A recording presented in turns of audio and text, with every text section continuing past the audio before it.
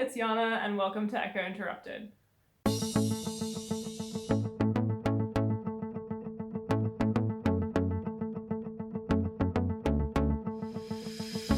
Today I'll talk to you a little bit about how much I spend on my dog, Echo, per year, and how your budget might look different depending on different lifestyle factors and the type of dog that you choose to buy or adopt. During the video, I'll talk to you about different factors that affect the cost of, for example, vet care, insurance, grooming, pet care while you're away, and training. At the end of the video, I'll go over an example budget sheet with you, and you can follow along with that by downloading it from the link in the description of the video. If you're looking for timestamps for any of those specific sections, you can also jump down to the description. To cut to the chase, I spent £900 on my dog this year. So that's £800 of kind of regular monthly costs, and then an additional £100 that was kind of just extras or me splurging. Breaking down the monthly costs, I spend about £67 each month. So that's £15 on vet care, about $17 on insurance, $23 on dog food, and about $12 per month on treats. The extra £100 across the year kind of came in the form of dog toys, one grooming session, and a Borrow My Dog yearly membership. For reference, this is my dog. She weighs about 18 kilograms. She has quite an easy coat to care for, so I do that all myself. I am a graduate student, so I work from home, which also means I don't need a dog walker. And I have a lot of friends who enjoy dog sitting, so if I leave town for a couple days, I normally don't need to pay anybody for dog sitting. So all in all, she's quite a cheap dog, to be honest.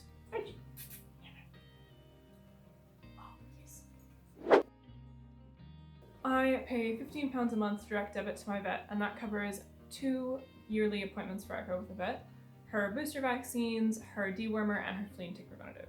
A lot of people might kind of pay off for all these things separately throughout the year, and I considered doing that, but when I looked into getting the flea and tick preventative and the dewormers separately through, for example, Pets at Home or a kind of online subscription, it ended up working out to quite a lot more money just for kind of that portion.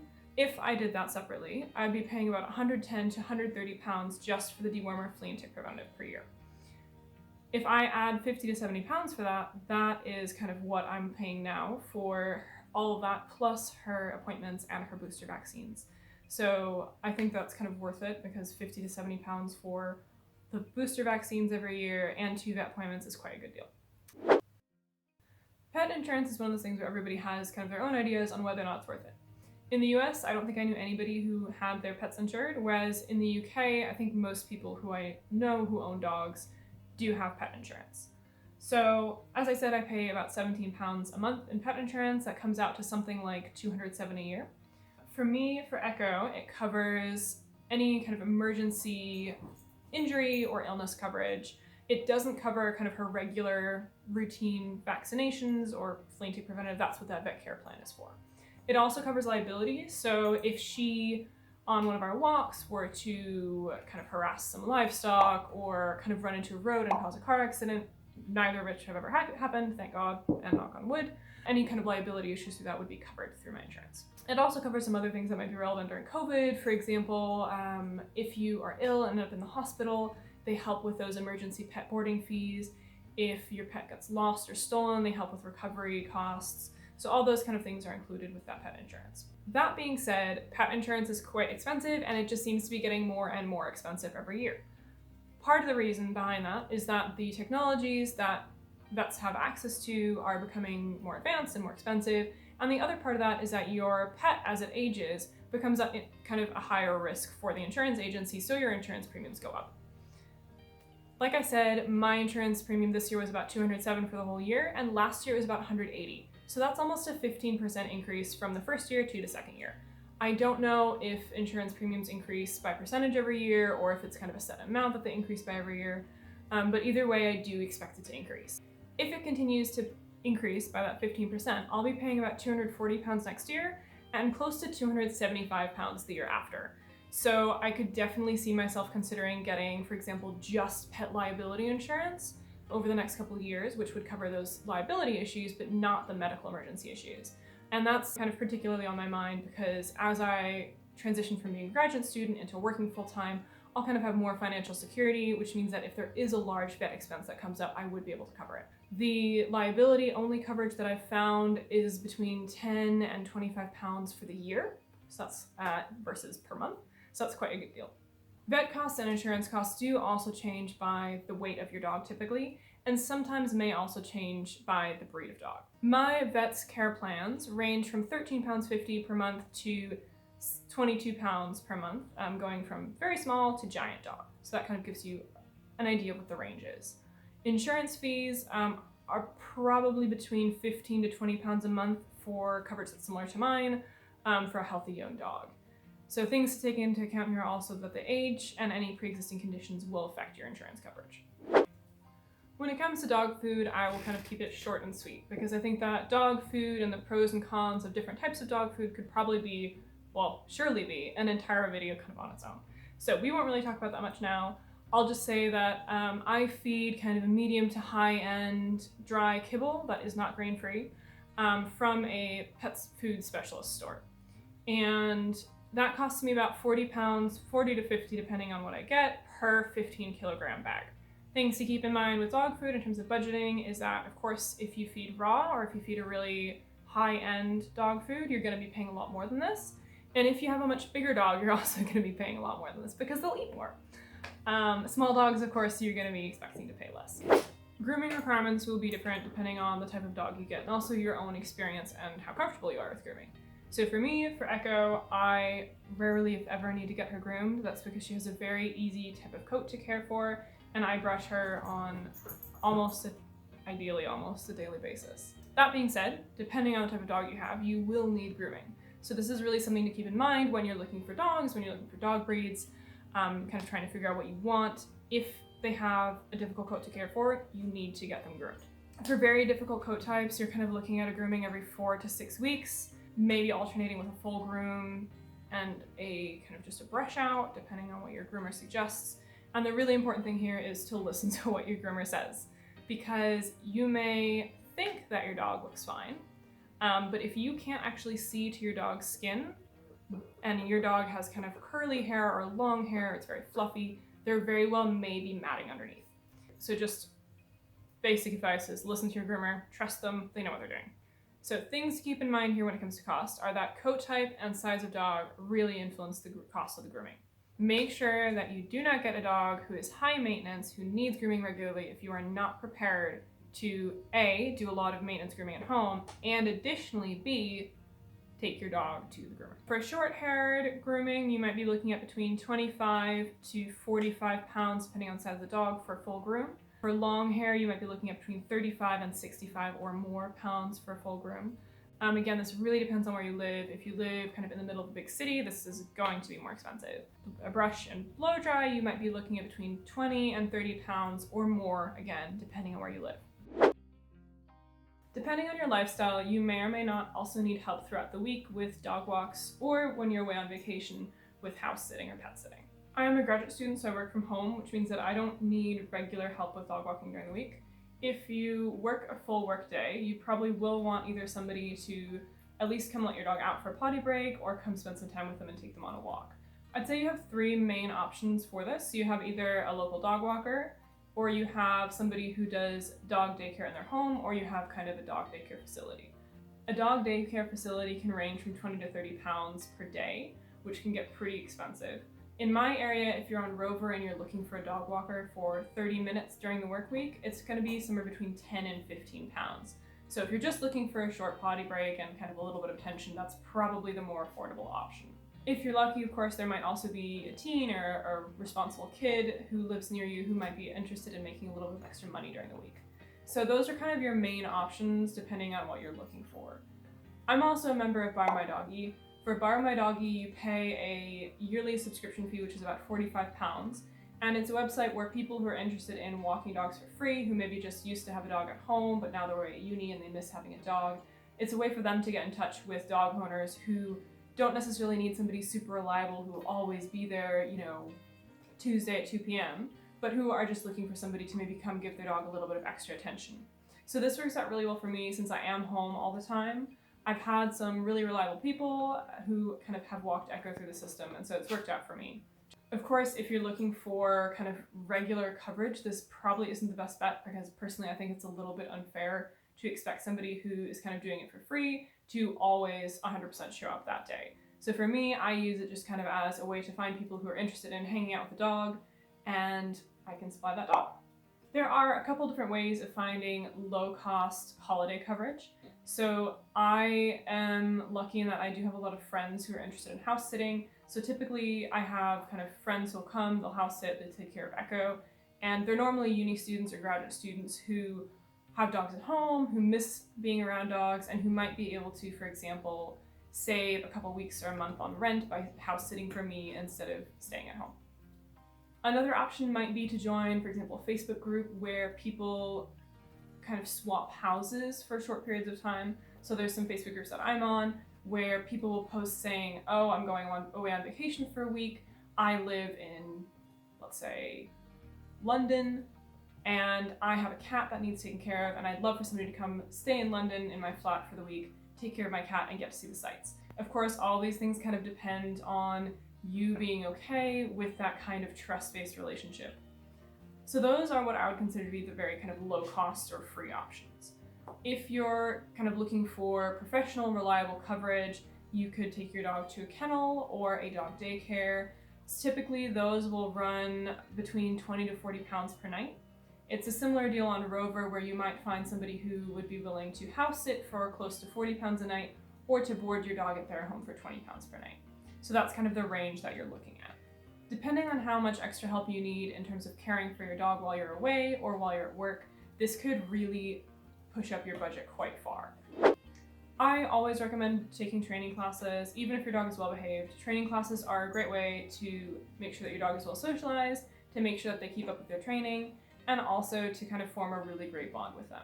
Even if you're not interested in manners classes, there's, for example, agility societies you can join, and those are really great ways to spend time with your dog. You've got 3 main routes you can go in terms of finding someone to help you with your dog's behavior. The first is a behaviorist. This is the most highly qualified of the kind of dog trainer realm, and this is somebody who's studied specifically behavior modification, typically in a master's program or similar, and they are highly qualified to help you with issues such as aggression or severe separation anxiety, kind of other quite intense behavioral issues. Your second group is the professional dog trainers.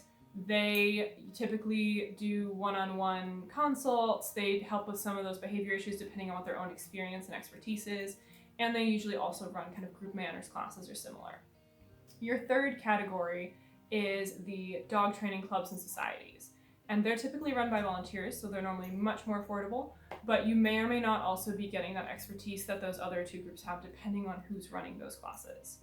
One important thing to keep in mind when you're selecting a dog trainer in the UK is that there's not one specific governing agency that kind of certifies all dog trainers. So anybody can kind of advertise themselves as a professional dog trainer, regardless of what education or experience that they have.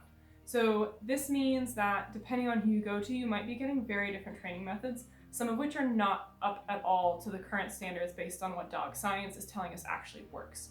So this is something to be very mindful of when you're choosing a dog trainer. The same kind of goes for those training societies. A lot of them are run by really great volunteers who are very knowledgeable and who have stayed up to date with those changes in methodology, but others aren't. So you really just want to make sure that you go, you sit in on some lessons before you commit to anything, and you're kind of conscious of that this is the situation in the UK and the US. So looking at some example prices, the dog training society that I would really love to join in my area that I unfortunately haven't been able to join yet because of COVID charges a £30 membership for the year. And then once you've got membership, each week that you go costs £5 for an adult dog training class. So that's really affordable and quite a good deal. Looking at some of those professional dog trainers locally, typically their rates are about 110, 115, 120 pounds for something like a 6 to 8 week course. And then also, because I have been wanting to start back up in agility with Echo, some of those agility classes locally are kind of between 8 and 15 pounds per week depending on where I go. Of course, these prices will all change depending on where you live, especially if you live in an area where the cost of living is higher. You can of course expect those costs to go up as well. And last, I'm going to walk you through my own personal budget and then also an example budget for another dog. So to just give you a quick overview of the spreadsheet, on the left here we have kind of the yearly summary, and then to the right of that we've got the place where we can calculate dog food and treat costs, below that dog walking costs, then dog boarding, and over on the right here we've got training classes and behaviorist costs, and finally grooming. And all of these values, once you fill them in the smaller spreadsheets, automatically move over into the year summary table. So let's talk about dog food first. Like I said, I pay £39 for a bag of dog food, and that typically lasts my dog about 7 weeks. So that comes out to $23.85 per month. Let's add about £3 per weekend for treats, and we get to be about $36.69 per month. So looking at this on the year scale, I pay £440 per year for dog food and treats. That's about half of my budget. Like I said before, I pay £15 for my vet plan and about £17 for my insurance, so that covers kind of the rest of my dog budget. Like I said before, right now my dog walking and my dog boarding costs are $0. So now let's go over to our example. Let's say that we've got a long-haired large dog who requires regular grooming, that we want a dog walker 3 times per week, and that of the weeks that we go on vacation, 1 week will need paid coverage. Finally, let's say that this dog owner wants to go to kind of a dog training club for 6 months of the year and wants to do agility training for the other 6 months of the year. Now, coming down to our budget. So since it's a large dog, let's say that they're getting the same dog food that I am. And since it's a large dog, let's say that instead of needing a new bag every 7 weeks, they need a new bag every 5 weeks. Let's kind of increase the price of treats to £4 per week instead of 1. And then down here in dog walking, we will update this to 3 walks per week. And let's say that that cost is £10 per week. So coming down here to dog boarding, let's say that they need 7 days per year of paid dog boarding, and that the dog boarding cost per day is £23.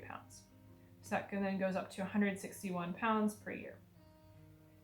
Now let's come over to our manners and agility training over here, because this will also be a relatively easy cost to calculate. So let's say that they, for 6 months of the year, go to the manners classes, and 6 months of the year they go to agility classes. Let's say that they're in my area, they're using the same dog training clubs that I would be.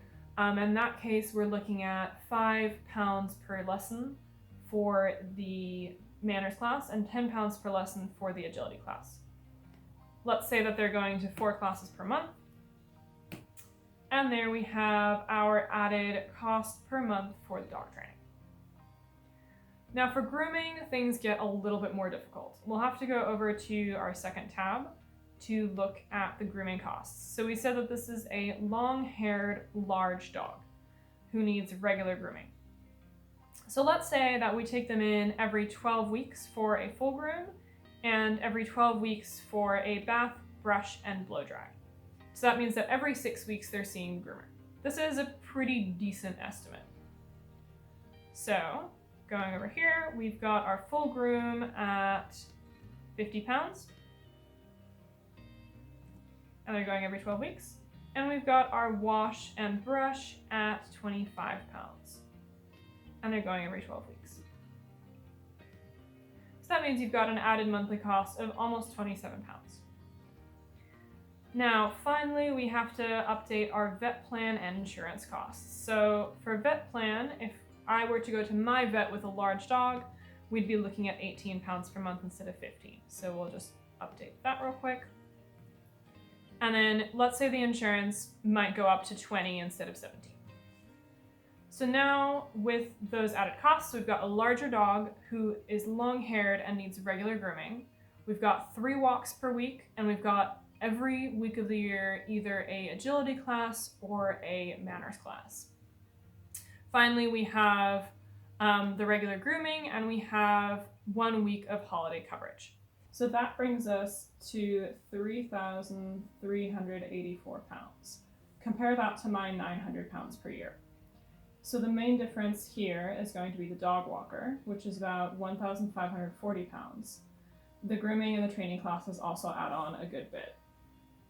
That's it for me. I hope that you found this video useful. If you have any questions, if you want to share with me how much you spend on your dog every year, or if you think that I missed something, please feel free to leave a comment. And if you would like to see more videos like this in the future, then please hit subscribe.